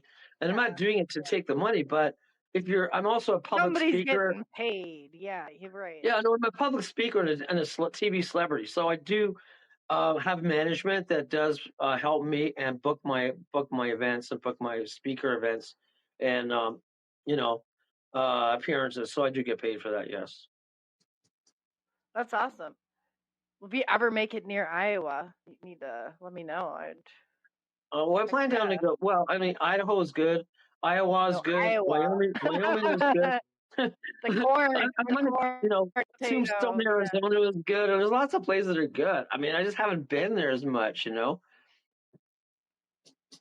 Is there a location that's left an impression on you that you really enjoyed and can't wait to get back to? Well, I really love Gettysburg. So if you ever get down to Gettysburg, they have the conventions. Pam, who runs them, is Gettysburg Bash. Happens every July, and that's phenomenal. It's lots of fun. And the whole place is haunted. It's still an active play because over 250 years, and you had 500,000 men all died and killed. The battle was still fighting the Battle of Gettysburg in 1862. So I mean, it's phenomenal stuff. And if you get down, I love going down there because everything is real. Everything you see on the field, you see cannons, see guns fighting, guys fighting with swords, guns, shooting, and they all disappear. And they all still think they're fighting the war. I got some amazing videos, some amazing photos of the soldiers just appearing and disappearing. Just phenomenal stuff on my TikTok videos. Just phenomenal. Well, you must be psychic too. I believe it now because that's what I was going to ask you is if you've been to a location that has multiple entities. That's wild. Yeah, and I mean, you have to be open to it. You know, if you just say, where's the ghost? Like, I don't know. I'm just open to it, and I love experiencing it. And I just tell them to show me. And then it comes up, that show me how you died. Show me how you lived. Show me what you did. How were you killed? What was the battle? I mean, these men fought for their lives, for their families. And that's why there's so much emotion tied up in those battles. They fought for their country. They fought for that. They fought for this. They fought to save their family. That's why the energy still exists because of that bond of life and death, because they're fighting a war. Mm-hmm. Now it's not like, people die. It's not the same thing. Families are not together anymore. So you don't have that bond of the spiritual bond. Most people have lost it. Most people don't have it anymore. Society has changed that everybody is wandering. Nobody has a spiritual life, spiritual energy, and they can open up to themselves. That's so true too. But it's true. Yeah. Wow. It really takes getting real with yourselves, and that's a lot for people to even do right now. That's for sure.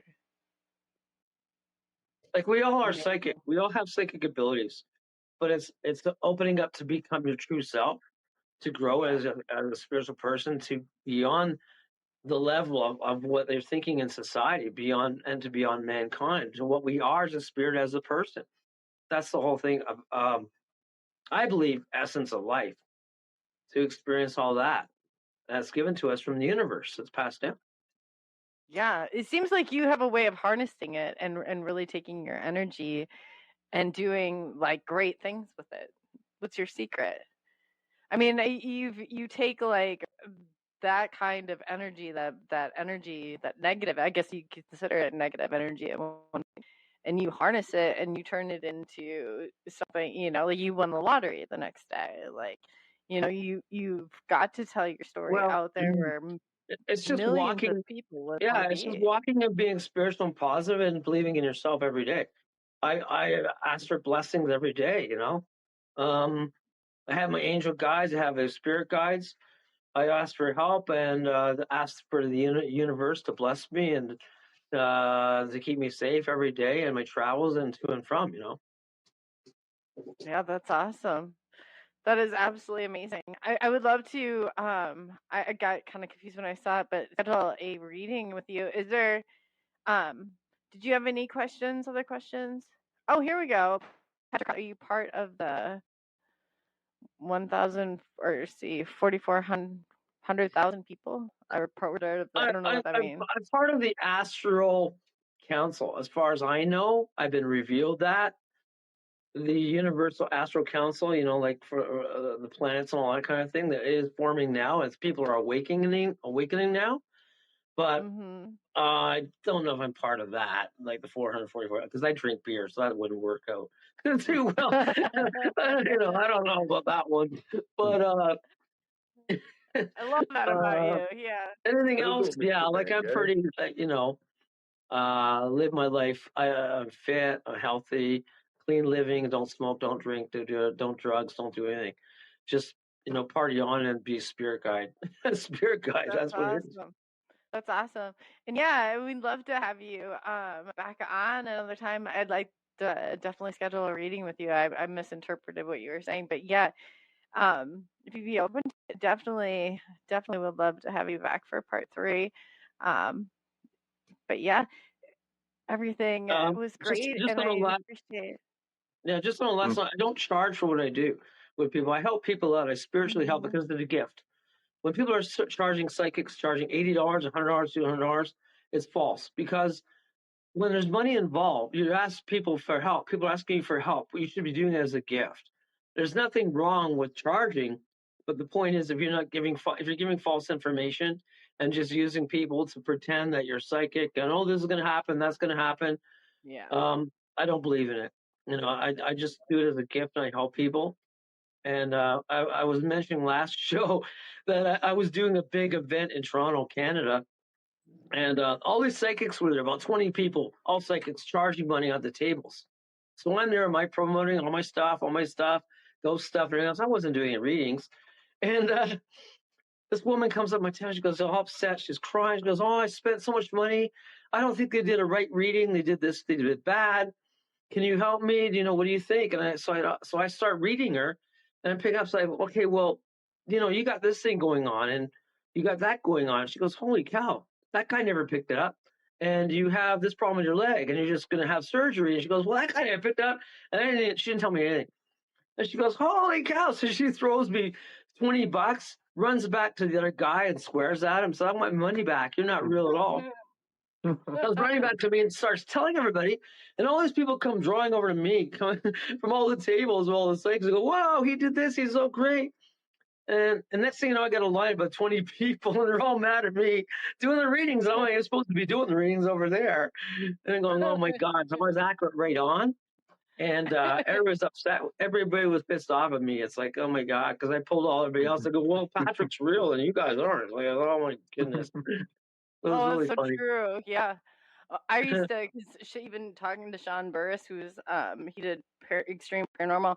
He talks about how much like they try and set it up like for acting, and I've heard you say before that no, and you don't play that game. I said if anything, like in one of my, I'll underestimate. It's really probably 10 times, more extreme than ever. But I do appreciate how authentic and genuine you are and down to earth. No, but I'm real. But I mean, I've done that at stores, and people come up to me and I said, you know, I have to tell you something. You know, it's really bothering me. And the angel guys usually tell me, like, you got to tell that guy what's going on, or you know, and I do, and I warn him and things. So I just have this vision. It's like it's just natural. I mean, I just come up and I can tell people about things and how to fix their lives. And it's usually for me a span of 3 weeks to a month. So I can predict stuff within 3 weeks, or pick up things that have happened in 2 weeks from behind what happened to you. You know, if you had an accident or a car accident or surgery or something, I can just pick up what's wrong with you, you know, and I try to fix it. And my guides are always telling me to help people and do that. But, and that's probably my calling, but I just don't pursue it. I don't charge enough. I don't do enough because I just help people out. Yeah, that's awesome. That's awesome. I look forward to it. I've always done the same. I could never, because I don't always, it's not always that I get a read on somebody, and it bothers me some of that. Just, they'll continue going and going, and I'm like, there's got to be like a space there or something, it's like, but I appreciate like that genuineness. Like I could never do it either. I have to connect with the person. Like there has to be a lot there Like to, you were saying about, okay, just briefly here, you wanted to do a reading, and yeah. I was getting this thing coming. We called, you wanted to do a reading for it, and I was saying, okay, yeah, and then you got busy, and then I just kept saying, wow, there's a lot of confusion, energy she's going on. There's a lot of mixed stuff going on. I have to tell you that, and you're pulling yourself one way, you're pulling yourself another way, and you got to set your priorities and get things done. That's what I was going to try and tell you, and I'm telling you that now. Oh yeah, no, you're right. You're right too. A lot of change, and that's exactly. You're right. You're right. I've been putting stuff on paper and trying to get it back organized again. I said that this is no way I'm spending more time, in one side than the other. So yeah, that's very perceptive.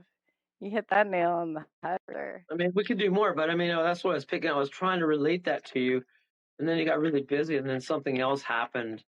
I read it wrong. Is what It kind of happened. threw I you didn't back realize. about something happened this week that threw you back about 3 days. So I don't know what that was. I don't know. Oh, when they changed the Google over, that turned my world upside down. I didn't know that, but I'm just telling you that. See, I just told you that now, Yeah. and you didn't tell me that. So I just Yeah. picked up. There you go, another one. Woohoo! Yeah. Oh, I didn't. I thought you knew that. I Yeah. didn't know. No. You never told me that. Oh, yep. No, that's what happened.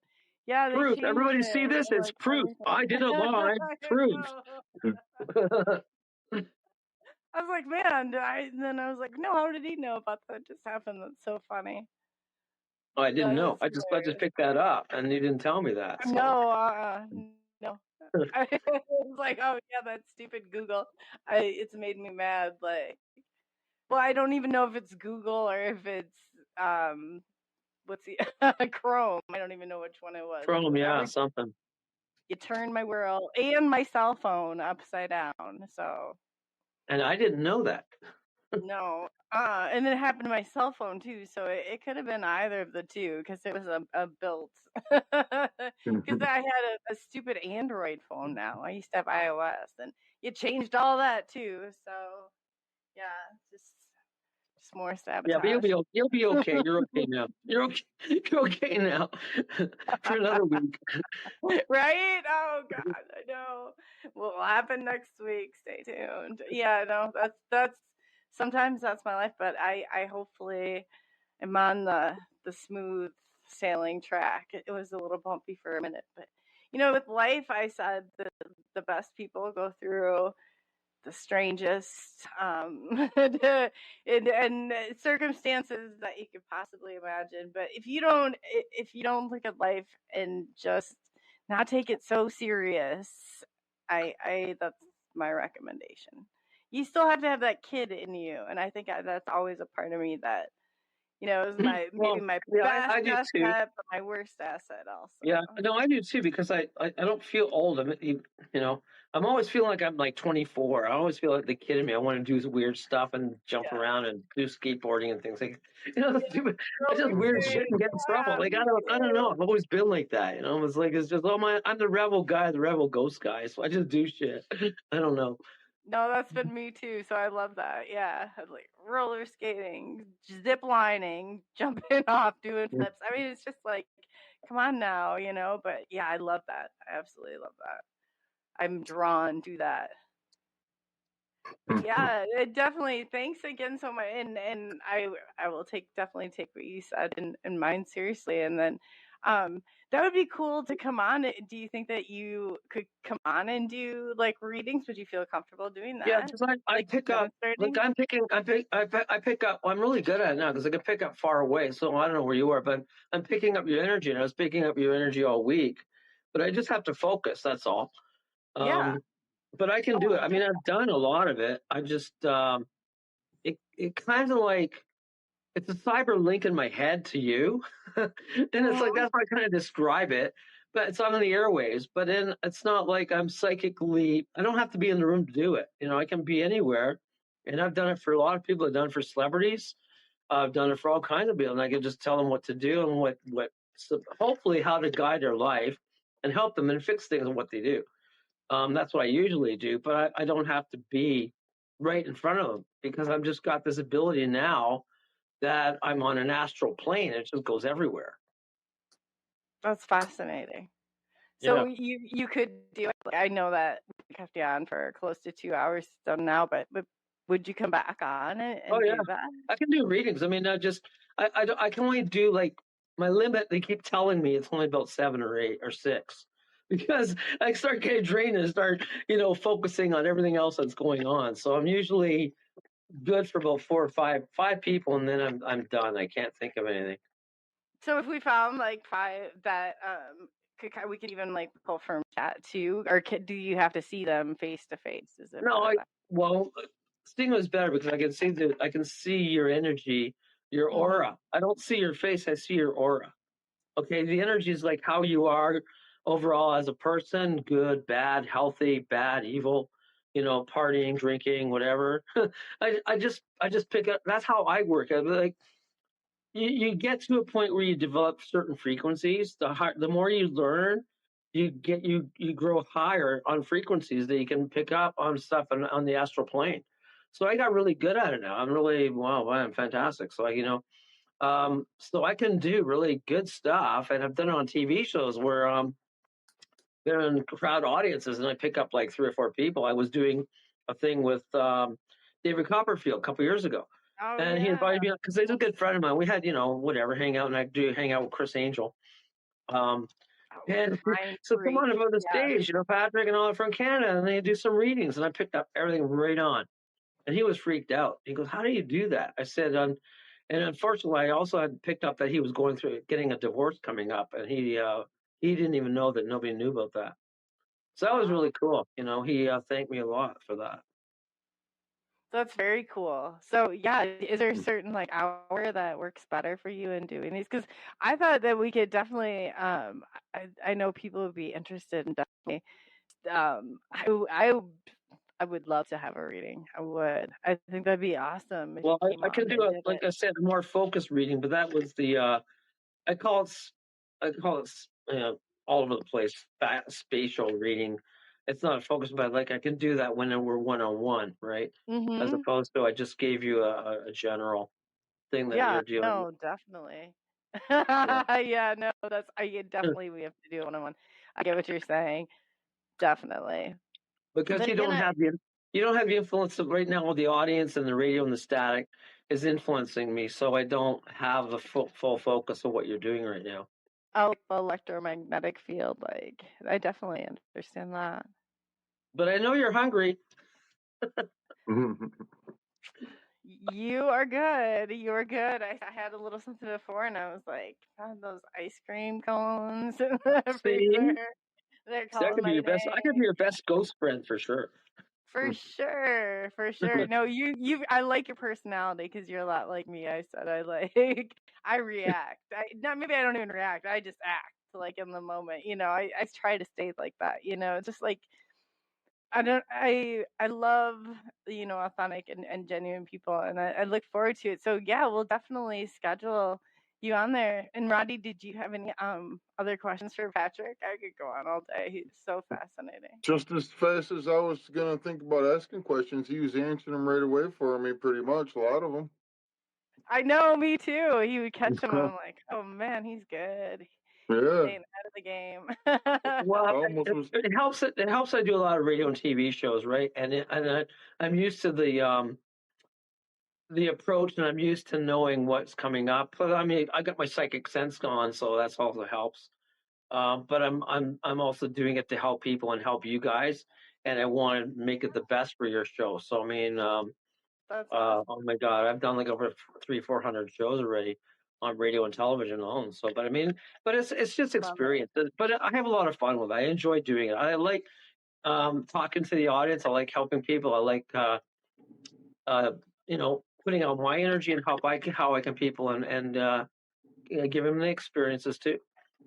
Yes, definitely. And before we go, why don't you tell people again where they can find you, just for our radio listeners that may not have access to the bio that we put out, or Well, the my main page, of course, is burlingtonghostwalks.ca, and then Discovery Ghost, which is part of Travel Channel, Discovery Channel, and all the TV networks.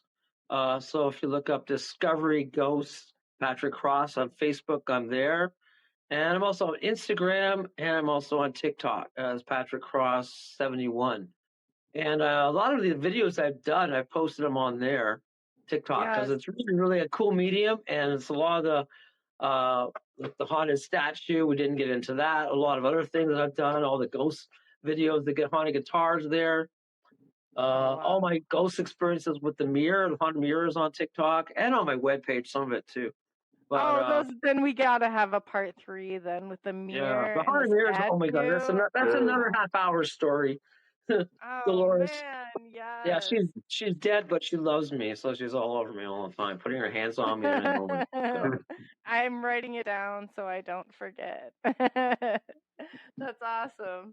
That is awesome. So yeah, we'll definitely stay tuned for part 3. So is there anything that you want to leave us today with?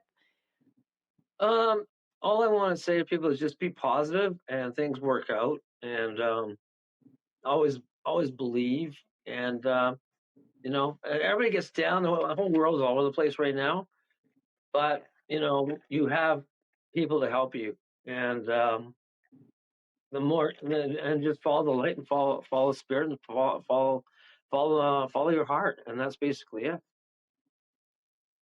Great Yeah, advice. absolutely. It's well said.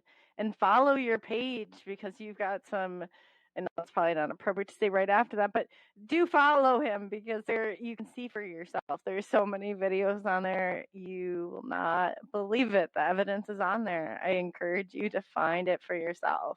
So definitely, check out SNX.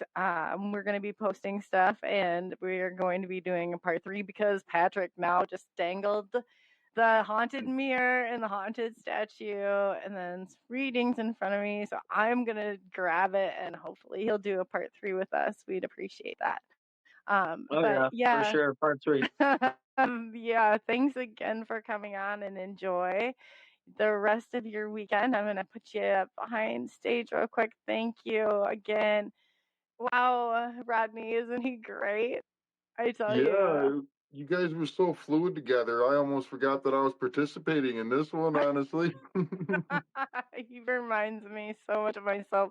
Like when he's talking, I'm like, man, it just gets you so excited. And but just to think all of those different experiences, like, man, like, I don't know. I just, what would you do? I'd rather just be part of the UFO phenomena than the alien or the ghosts. At least in the alien phenomena, we don't remember most of it. That's true too. I loved though. I lived that paranormal for like 20 years. I couldn't get enough of it. And I was like, man, I have a special place in my heart for that paranormal. And Patrick is probably his extensive knowledge and experience, and his willingness, just to always participate and talk about it. And it's like, man, there's still good people in this world. He's just like so willing to help and educate people. And I don't know, I appreciate people like that, definitely. Yeah. So any final thoughts before we end the show? You've done 2 shows today. Congratulations. You've been great, done them well, and I'm just Yeah, it's thankful the to first have time I've you. done two appearances like that, so back to back. Yeah, that's okay. I can handle it. Yeah, you handled it like a champ. So that's awesome.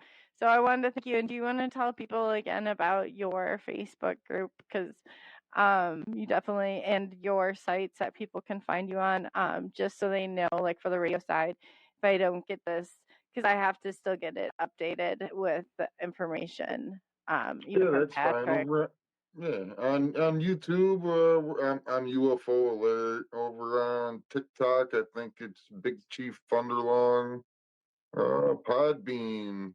Uh, a lot of places. I've been neglecting a lot of apps, but there's so many. I got people all the time trying to get me to get more apps and go join us on here. And it's like, how can you make time for so many apps? Yeah, I know. There's only so much that you can do. There really is. There really is. I want to thank you. Yeah. And Rodney runs the ET UFO Off Worlds. If you want to change that name, you can. Like experiencers support, and so there's a lot of people that flooded to that page, and Rodney's the one that took that responsibility over and does it very well. So yeah, want to say thank you and for all you're doing, and then people can come on and find you on there or find you wherever links are. So yeah, it's been really nice to have you, and hopefully we'll see you again. And this has Of course. been awesome. Yeah, great. And we got to get Patrick. I have to know about the haunted glass and statue now. Yeah. Oh, man. So, yeah, on behalf of SNX Radio, thank you for taking the journey into the unknown with us tonight. Your hosts are me, Coley, and we have Rodney. Rodney, you have a nickname you go by. Did you want that, or what should we call you? Oh well, it's kind of a mouthful. I mean, everybody on Podbean knows me as Big Chief Thunderlung, the Space Cowboy. Oh, the Space Cowboy. Yeah, that was good. Just a Too. few. So yeah, well, all three of them. So yep, we'll get it figured out. Anyway, everybody enjoy their weekend, and we do have tomorrow at 4:00 Joseph Grimm. If you like Rodney, if you're free, it'll be 4 p.m. Central Standard Time. Otherwise, 5 p.m. Eastern Standard Time. I'm really trying to train my brain here on the whole. Oh, Rodney, I would get so confused with the time zones. You have no idea. It's like, It's good when you post the upcoming. It's really good because then it just shows for everybody exactly what time zone they're in, what time it's going to be for. That's a good point. That's a good point. We'll try doing that more. So yeah. So on that note, I guess I will see you tomorrow. And for everybody, if you're free, tune in. We will be live from all the major platforms: Facebook, YouTube, X, Twix, I don't know, whatever you want to call it. And I've got a few others that I'll be hooking up shortly, so stay tuned for those as well. And on that note, we wish you a good night. Thank you for listening, and be good to one another. See ya.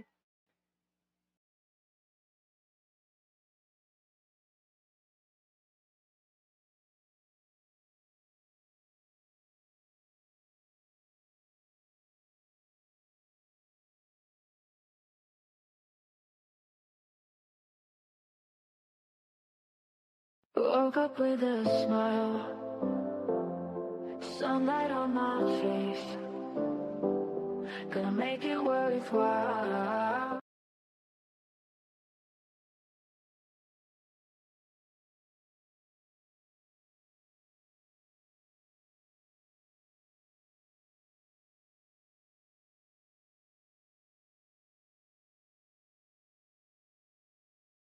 Guided by visions that illuminate the night. Mystery cloaked in the past. Mystery cloaked in the past. Cloaked in the past unknown. Truth and discovery seeds we sow. In the starlit wonder we seek the key. To unlock the secrets of our galaxy.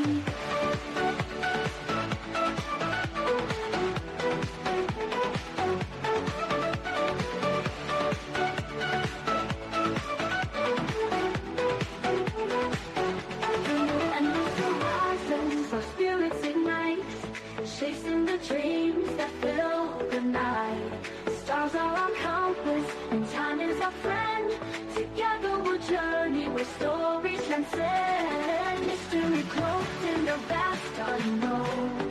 Truth and discovery, secret soul. In the starlit wonder, we seek the key to unlock the secrets of our galaxy. Through endless horizons, our spirits ignite, chasing the dreams that fill the night. Stars are our compass, and time is our friend. Together we'll journey where stories transcend. Through endless horizons, our spirits ignite, chasing the dreams that fill the night. Chasing the dreams that fill the night. A symphony night, we've learned our name. A symphony of wonder, we seek the key to unlock the secrets of our galaxy. Voices of the cosmos whisper our name. A symphony of wonder on the edge of a celestial plane. And with each passing moment, our wisdom grows. In the dance of the universe, the truth flows. In the quiet of the night, we dream and fly, with questions that echo through an endless sky.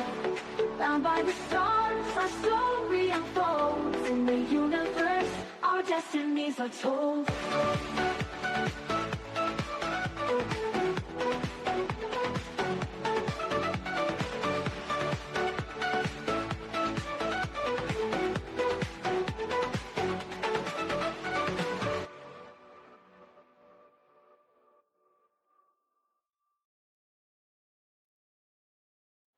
In the quiet of the night, we dream and fly, with questions that echo through an endless sky.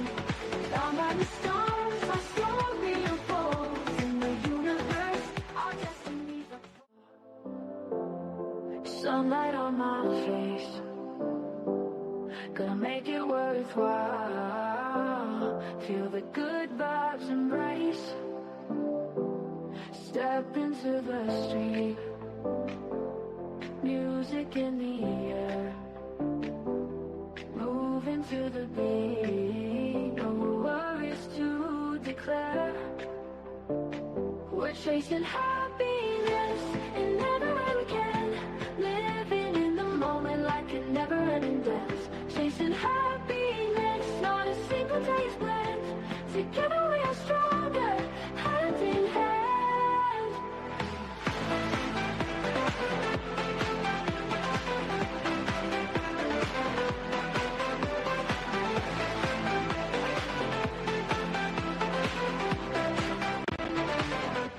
Laughing with my friends, echoes in the park,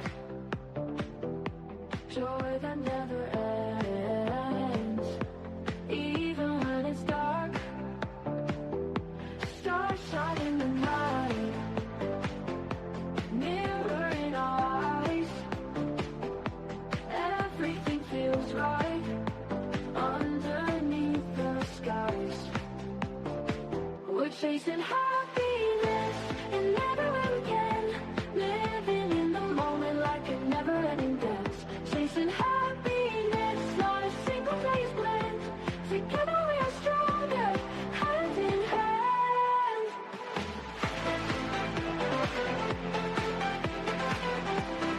Hand in hand.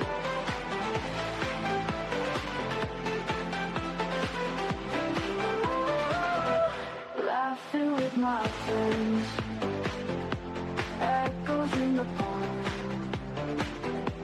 joy that never ends. Even when it's dark, stars shine in the night, mirror in our eyes. Everything feels right underneath the skies. We're chasing happiness and never